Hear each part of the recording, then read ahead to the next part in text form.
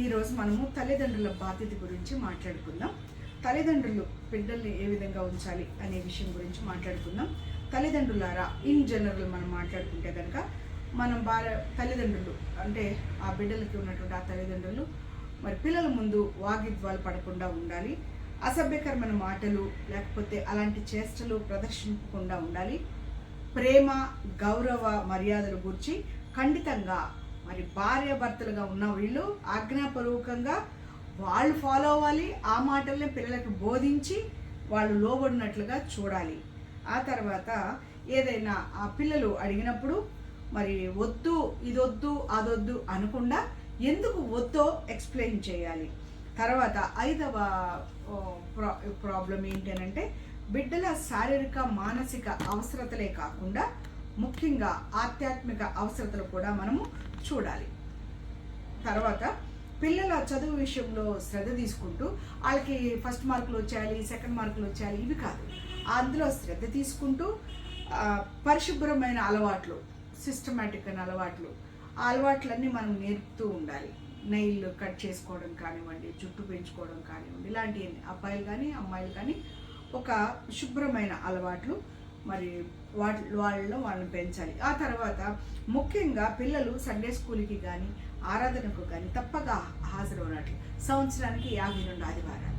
ఈ 52 ఆదివారాలు must and షుడ్గా పొద్దున కానీ సాయంత్రం కానీ ఎప్పుడైనా సరే ఆదివారం ఆరాధనకి లేకపోతే సండే స్కూల్కి కంపల్సరీ వెళ్ళాలి అనే రూల్ వాళ్ళకి ప్రొవైడ్ చేయాలి. అంటే దేవుని క్రమంలో వాళ్ళను బాధ్యతలుగా ఉంచాలి. ఇవన్నీ కూడా జనరల్గా మనము చేయవలసినటువంటి అంశాలు.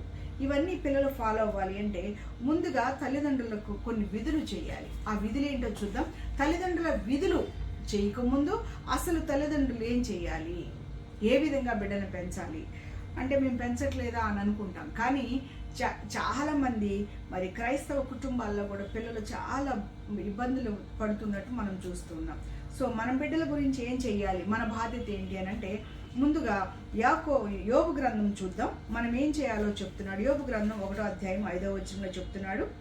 యోబు తన పిల్లలను పిలువనంపించి వారి 1వ అధ్యాయము 5వ వచనం, వారి విందు దినములు పూర్తి కాగా యోబు తన కుమారులు పాపము చేసి తమ హృదయములలో దేవుని దూషించరేమో అని వారిని పిలువనంపించి వారిని పవిత్రపరచి అరుణోదయమున, అండర్లైన్ చేసుకోండి, అరుణోదయమున లేచి వారిలో ఒక్కొక్క నిమిత్తమై దహన బలి అర్పించుచు వచ్చాను. యోబు నిత్యము అలాగున చేయుచుండెను. అంటే అరుణోదయమున మనం లేచి బిడ్డల కొరకు ప్రార్థన చెయ్యాలి. అలాగే విలాప వాక్యాల గురించి కూడా మనం చూస్తే కనుక విలాప వాక్యాల్లో కూడా అదే మాట కనపడుతుంది. రేయి మొదటి జామున నీ పసిపిల్లల ప్రాణం కొరకు లేసి మనం ప్రార్థన చేయమని కనిపిస్తూ ఉంది. అంటే పిల్లల కొరకు మనము ప్రార్థన చెయ్యాలి. అది దేవుడు చెప్తున్నటువంటి అంశము. ప్రార్థన బిడ్డల కొరకు మనం ప్రార్థన చేయాలి. అదేంటున్నాడు యోబు గ్రంథంలో అంటున్నాడు, అరుణోదయమున లేచి ఎవరి కొరకు మనం ప్రార్థన చేస్తాం? మన పనిపాట్ల కొరకు ప్రార్థన చేస్తాం, లేకపోతే మన అవసరతల కొరకు ప్రార్థన చేస్తాం. కానీ ముఖ్యంగా మనము చేయవలసిన పని, దేవునికి ఇష్టమైన పని, బిడ్డలను దేవుని చిత్తంలో పెంచాలంటే కనుక మనం ముందుగా లేచి నీ పసిపిల్లల ప్రాణం కొరకు ప్రార్థన చెయ్యాలి అని మాట్లాడుతూ ఉంది. అది యోబు గ్రంథంలో చూస్తూ ఉన్నాము. అలాగే విలాప వాక్యాల్లో కూడా చూస్తున్నాము. అరుణోదయం లేచి యోబు బిడ్డల వలె యోబు తన బిడ్డలకు ఎలా అయితే ప్రార్థన చేశాడో అలా మనం కూడా మన బిడ్డల కొరకు ప్రార్థన చెయ్యాలి. సెకండ్ పాయింట్, ప్రతి సాయంత్రము కుటుంబ ఆరాధన, కుటుంబ ప్రార్థన కంపల్సరీ అని పిల్లలకి చెప్పాలి. ఆ టైంకి బిడ్డలు ఇంటికి వచ్చేటట్టు ప్లాన్ చేయాలి. కుటుంబ ప్రార్థన మిస్ అవ్వకుండా చెప్పాలి. వాళ్ళకి మరి జీవితంలో మంచి స్థితికి వెళ్ళాలి అంటే కుటుంబ ప్రార్థన అవసరత వాళ్ళకి తెలియచేయాలి. తర్వాత 3వ అంశము మనం చూస్తే కనుక వాళ్ళ తప్పులు ఖండించాలి, బిడ్డల్ని దండించాలి. బిడ్డలు మనం చాలా వాళ్ళు ఏది అడిగితే అది ఇచ్చేస్తున్నారు. ఈ మధ్యన ఫోన్లు బాగా ఇచ్చేస్తున్నారు. వారు కాస్ట్లీ ఫోన్, ఎంత ఫోన్ అడిగినా కానీ బిడ్డల దగ్గర ఉంటే చాలా గ్రేట్ అని అనుకుంటున్నాం. నిజమే, కానీ అట్లే పిల్లల్ని దండించాలి మనము. అలాగే వాళ్ళు తప్పులు చేస్తుంటే ఖండించాలి. అవి మరి సామెతల్లో చక్కగా చెప్తున్నాడు. సామెతల గ్రంథము 29వ అధ్యాయం చూడండి ఒక్కసారి. సామెతల గ్రంథము 29వ అధ్యాయంలో చెప్తూ ఉన్నాడు. ఏం చెప్తున్నాడు? 29వ అధ్యాయము 15వ వచనం. మీరు రాసుకోండి ఎక్కడైనా, తర్వాత చదువుతురు కానీ. 29వ అధ్యాయము 15వ వచనం మాట్లాడుతూ ఉన్నాడు. బెత్తమును గద్దింపును జ్ఞానము కలుగజేయును. ఎలా కలుగు చేస్తుందండి? బెత్తంతో కొట్టాలంట. బెత్తమును గద్దింపును జ్ఞానము కలుగు చేయని వాళ్ళకి తెలియజేస్తాం మనం. అలా చేయొద్దు, ఇలా చేయొద్దు. బెత్తంతో కనుక 2 దెబ్బలు తగిలిస్తే కనుక వాళ్ళకి చాలా సురుకు తగులుతుంది. ఆ సురుకు వల్ల వాళ్ళు ఇంకొకసారి ఆ తప్పు చేయకుండా ఉంటారు. తర్వాత అదుపు లేని బాలుడు తన తల్లికి అవమానము తెచ్చును. ఇక్కడే కనుక అదుపు లేకపోతే మొక్క ఇవ్వంగనది మానే వంగున అంటారు.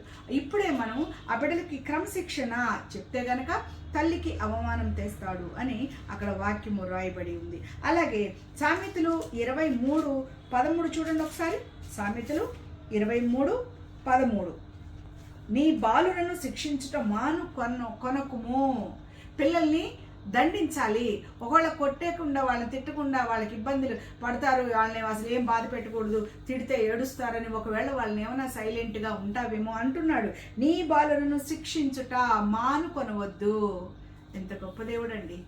మనలకు కూడా మనకి చాలా కష్టాలు వస్తాయి, నష్టాలు వస్తాయి. ఎందుకు అంటే మనల్ని క్రమపరచడానికి, అక్రమంలో ఉన్న మనలను క్రమపరచడానికి దేవుడు మనకి మరి చాలా ప్రాబ్లమ్స్ వస్తూ ఉంటాయి. అందులో నుంచి దేవుడిని తెలుసుకోవడానికి మార్గాలు మనం వెతుక్కోవాలి. అలాగే ఇక్కడ నీ బాలను శిక్షించడం మానుకొనుకుము. బెత్తముతో వాని కొట్టిన ఎడల వాడు చావకుండును. బెత్తముతో వాని కొట్టిన ఎడల పాతాళములకు పోకుండా వాని ఆత్మను నువ్వు తప్పించదవు. అంటే మనం కొడితే గనక, తిడితే గనక, గద్దిస్తే గనక, అంటే బాగా కొట్టమని నేను చెప్పటం లేదు, వాళ్ళని కంట్రోల్ చేస్తే గనక, చిన్నప్పటి నుంచే చెప్తూ ఉంటే గనక వాళ్ళు పాతాళానికి పోకుండా పరలోక రాజ్యానికి పోతాడని డైరెక్ట్గా మాట్లాడుతున్నారు. అలాగే కుటుంబానికి అవమానకరంగా ఉండరు అని చెప్తూ ఉన్నాడు. అయితే సామెతల గ్రంథం 23 చూసాం. 22వ అధ్యాయము సామెతలు 22:15 చూడండి ఒకసారి. సామెతలు 22:15 బాలుని హృదయంలో మూఢత్వము స్వాభావికముగా పుట్టును. ఆటోమేటిక్గా కర్మక్రియ అంటాం కదా, కర్మ పాప అంటాం కదా, మరి ఆ పుట్టుకతోటే కర్మత పాపంలో ఉన్నాము అంటాం కదా. బాలుని హృదయంలో మూఢత్వము స్వాభావికముగా పుట్టును. శిక్షా దండము దానిని వానిలో నుండి తోలివేయను. ఒకవేళ వాడు మూఢత్వంగా ఉన్నాడు, లేకపోతే వాడు పొగరుగా ఉన్నాడు, లేకపోతే హెడ్ వెయిట్తో ఉన్నాడు, లేకపోతే చాలా ఇబ్బందికరంగా ఎట్లా పడితే అట్లా మాట్లాడుతున్నాడు అనుకోండి, మీరు దండిస్తే గనక, మీరు అదుపులో పెడితే గనక ఆ బాలుడు ఆ శిక్షా విధిలో నుండి వాడిని బయటపడవేసిన వాళ్ళం అవుతాము అని మాట్లాడుతూ ఉన్నాడు. సామెతల గ్రంథము మరి ఇలా మాట్లాడుతూ ఉంది. తర్వాత 4వ అంశానికి వెళ్దాం. పిల్లలు నడవవలసిన త్రోవను నేర్పించాలి. 22వ అధ్యాయం 6వ వచనం చూడండి. బాలుడు నడవవలసిన త్రోవను వానికి నేర్పుము, వాడు పెద్దవాడైనప్పుడు దాని నుండి తొలగిపోడు. మనం చేయాల్సిన, తల్లిదండ్రులుగా మనం గుర్తించుకోవాల్సిన అంశాలు, తల్లిదండ్రులుగా మనం బాధ్యతలు, ఇవన్నీ దేవుడు మనకు చూపిస్తున్నాడు. మరి మనం ఎలా ఉన్నాం, తల్లిదండ్రులుగా మన బాధ్యతలు నిర్వర్తిస్తున్నామా లేవా అని మనము ఆలోచించాలి. బాలుడు చిన్నప్పుడే మనము వాళ్ళకి నేర్పించాలి, విద్యాబుద్ధులతో పాటు ఇవన్నీ నేర్పించాలని వాక్యం మనకు సెలవిస్తుంది. ఆ తర్వాత యెషయా గ్రంథము 8వ అధ్యాయము 18వ వచనం చూద్దాం.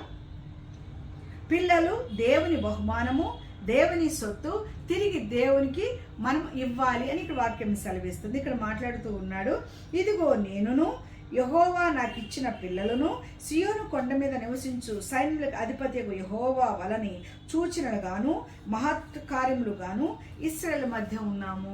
ఎగ్జాంపుల్గా ఉన్నామంట. మన బిడ్డలు సమాజంలో, సొసైటీలో, సంఘములో ఎగ్జాంపుల్గా ఉన్నామా? ఒక మహత్ కార్యంలాగా ఉన్నాం. మన జీవితాలే మహత్ కార్యాలు, మన జీవితాలే అద్భుతాలు. దేవుడు మాకేం చేశాడని మనం అంటాం కాదు, మన జీవితాలే ఆశ్చర్యకరం, మన జీవితాలే అద్భుతకరం. ఎందుకంటే మనం శ్వాస తీసుకుంటున్నాం, మనతో పాటు ఉన్న వాళ్ళు ఎంతో మంది అన్యాయమైనటువంటి జీవితాలు జీవిస్తున్నారు. కానీ దేవుడు మనల్ని ప్రేమించి మనకిచ్చినటువంటి గొప్ప ఆపర్చునిటీని మనము ఫాలో అవ్వాలి, పిల్లలు కూడా నేర్పించాలి. మనం ఈ విధంగా ఉండటానికి, లేకపోతే సంఘములో, సమాజంలో దేవుని అద్భుతాలకి సూచనగా దేవుడు మమ్మల్ని రక్షించాడు, దేవుడు మమ్మల్ని ఈ విధంగా కాపాడుతున్నాడు అని మనం చెప్పడానికి, పిల్లలు అద్భుత కార్యాలుగా ఈ లోకంలో జీవిస్తున్నారు అనేది ఎప్పుడు చెప్తాం వాళ్ళకి?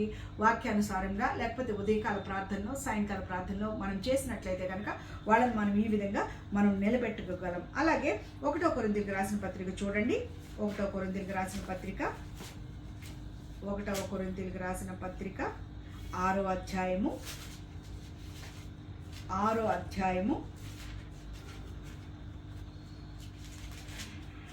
18వ వచనం చదువుదాం.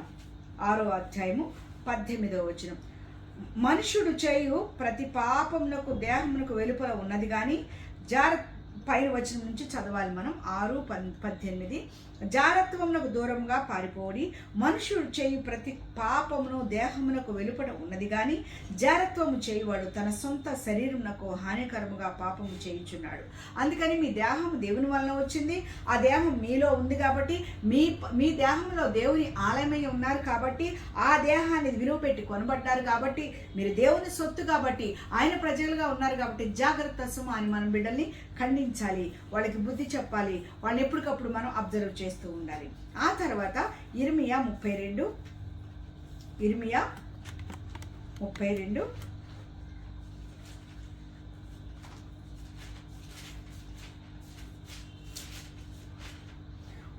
అధ్యాయము 18వ వచనం చదువుదాం.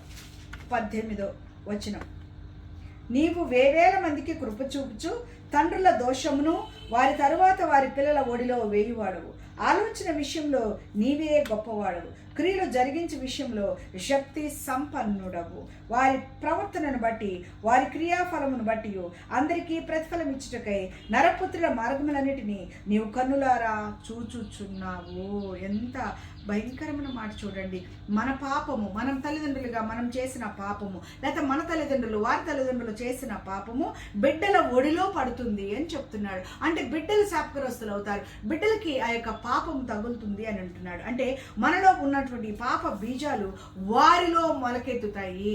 మనం ఇంట్లో ద్రోహం చేస్తే, మనం ఇంట్లో దోషం చేస్తే, మనం ఇంట్లో అబద్ధాలు మాట్లాడితే, మనం ఇంట్లో మోసంగా ఉంటే, దేవుడికి దూరంగా జీవిస్తే గనుక వాళ్ళలో ఆ చిన్నప్పుడే బీజాలు మొదలవుతాయి. పాప బీజాలు మొలిచి చెట్లుగా ఫలిస్తాయి. వాళ్ళు ఆ చెట్లుగా అయిపోయి వాళ్ళు అక్రమమైన మార్గంలోకి వెళ్ళిపోతారు. కాబట్టి జాగ్రత్తగా వారిని మనము ఉంచాలి.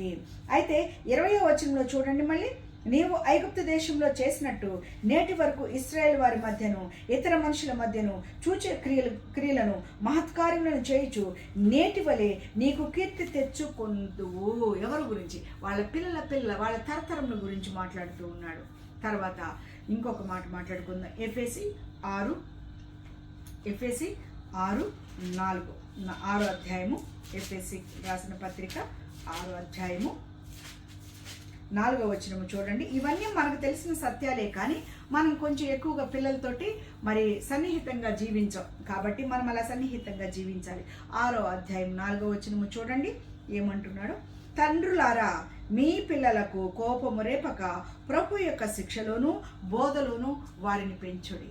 మనం కోపం వస్తే, లేకపోతే మనకు ఉన్నటువంటి ఈ యొక్క ప్రాబ్లమ్స్ వల్ల, చికాకుల వల్ల, ఒకవేళ బయటకు వెళ్తే మనం పని జరగలేదు, ఇంట్లోకి వచ్చి వెంటనే పిల్లల మీద ఆకస్సు తెచ్చుకుంటాం, పిల్లల మీద క్రోధం తెచ్చుకుంటాం, లేకపోతే పిల్లల మీద అరుస్తాం మనం. అందుకని ఏమంటున్నాడంటే, నీ పిల్లల కోపము రేపక, వాళ్ళ కోపము రేపవద్దు. వాళ్ళు ఒకవేళ అలా చేస్తే కనుక సైలెంట్గా ఉండి, ఆ తర్వాత ఫ్రెండ్స్ మధ్యన వాళ్ళని కించపరచకూడదు, లేకపోతే బయట వారి దగ్గర పిల్లల్ని కించపరచకూడదు. ఇవన్నీ మాట్లాడుతూ ఉన్నాడు. పిల్లల కోపం ఎప్పుడు రేగుతుందండి? మనం వాళ్ళకి ఎగెనిస్ట్ ఎట్లా పడితే అలా తిడితేనో, లేకపోతే ఏ ప్లేస్లో పెడితే వాళ్ళని చేస్తేనో, వాళ్ళు మంచి పని చేసినా తిట్టితేనో, మనకున్నటువంటి బాధల వల్ల వాళ్ళని సనుక్కుంటేనో, వాళ్ళు అడిగింది ఇవ్వకపోతేనో కోపం పెరుగుతుంది. ఆ కోపం పెరగకుండా జాగ్రత్త పడాలి. తర్వాత ప్రభు యొక్క శిక్షణలోను బోధలోను వారిని పెంచాలి. దేవుడు ఇలా చెప్పాడు, నేను ఇలా ఫాలో అవుతున్నాను, మీరు కూడా ఇలా ఫాలో అవ్వాలి అని అబ్రహాం, ఇస్సాకు, యాకోబులు వాళ్ళ తల్లిదండ్రులు ఎలా అయితే చెప్పుకుంటూ వచ్చారో జనరేషన్ టు జనరేషన్, మనం కూడా అలా చెప్పాలి అని అంటున్నాడు. కాబట్టి మరి మనము తల్లిదండ్రుల యొక్క విధులను మనం ఎలా నేర్చుకోవాలి, ఎలా చేయాలి అనేది మనం మాట్లాడుకున్నాం. ఇప్పుడు దాకా మనం ఎలా ఉండాలి. సో ఇవన్నీ మనం చేయాల్సిన మరి బాధ్యతలు. ఇవి విధులు కాదండి, ఇవన్నీ బాధ్యతలు. మరి ఇంకా ఏమున్నాయి అనంటే ఇంకా చాలా ఉన్నాయి. అవన్నీ మరి మనం మాట్లాడుకుందాం, చిన్న ప్రార్థన చేసుకొని మరి తర్వాత విషయం మాట్లాడుకుందాం. మహాగరుడ, మహోన్నతుడ, నిత్యుడగు తండ్రి సత్యదేవ, ఈరోజు తల్లిదండ్రుల యొక్క బాధ్యత గురించి, తల్లిదండ్రులు ఎలా జీవించాలో మాకు నేర్పించినందుకు మీకు వందనాలు నాయనా. మేము బిడ్డల ప్రభు నీ ప్రేమలను, నీ దయలను మేము పెంచడానికి సహాయం చేయండి. ఉదయకాల ప్రార్థన, సాయంకాల ప్రార్థన నైవేద్యంగా మేము వేయడానికి, మేము ఎలా ఉండాలో మేము నేర్చుకొని మా పిల్లల ముందు మేము అలా జీవించడానికి సహాయం దయచేసి మహిమ పొందమని, నీ బిడ్డల జీవింప చేయమని నజరుడనే నా పేరిట వినయంతో బ్రతిమలాడి వేడుకొనిచున్నాం తండ్రి. ఆమేన్, ఆమేన్, ఆమేన్. God bless you.